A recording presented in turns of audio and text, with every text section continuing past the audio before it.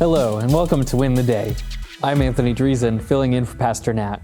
Today, we will be talking about a great sorrow turned to great joy. As we set up our lesson for today, I'm reminded of a dark and gloomy night from my childhood. The sky outside turned green, the storm clouds were rolling in.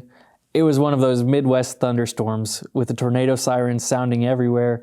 Sure destruction was on the way. I went to the basement and waited out the storm, as was typical. And when I came outside, the sirens had ceased. The scene outside was picture perfect. The sun rested perfectly on the horizon, the smell of fresh rain was in the air, and there was the promise of puddles to splash in tomorrow.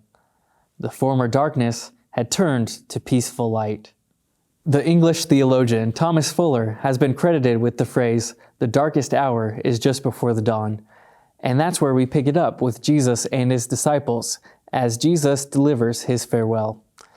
Jesus has told the disciples of the rejection and trials ahead, and now begins to teach them that when things look the darkest, as the trials and persecutions mount, the disciples are promised joy in their grief. Our passage today comes in John 16, verses 16 through 20. Jesus went on to say, "In a little while you will see me no more, and then after a little while you will see me." At this, some of his disciples said to one another, "What does he mean by saying, 'In a little while you will see me no more, and then after a little while you will see me'? And because I'm going to the Father." They kept asking, "What does he mean by a little while? We don't understand what he's saying." Jesus saw that they wanted to ask him about this, so he said to them, "Are you asking one another what I meant when I said, 'In a little while you will see me no more, and then after a little while you will see me'? Very truly I tell you, you will weep and mourn while the world rejoices. You will grieve, but your grief will turn to joy."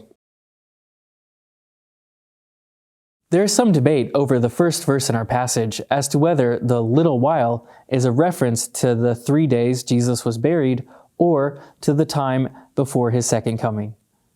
Either way, it's plain to see that the disciples are distraught and having a hard time grasping the fact that Jesus was about to die. They are at a loss for words. They are asking questions among themselves. They are asking Jesus repeatedly about what he's talking about. How can their Messiah, whom they rightly believe will deliver them into eternity, first die an earthly death? Jesus tells them that although they will weep and mourn while others rejoice, that grief will turn to joy. His death, his departure, and their grief is not the end of the story. The very event that will cause their sorrow is the same event that ushers in the joy of salvation. The great sorrow of the cross became the great joy of the cross that we all benefit from as believers. The darkest storm turned into the brightest day. As we go out today, let us reflect on the joy that we have because of the work of Jesus. Let's rejoice in that finished work. The path that we have to eternity with God comes from that great news that came out of terrible darkness and brought us into glorious light.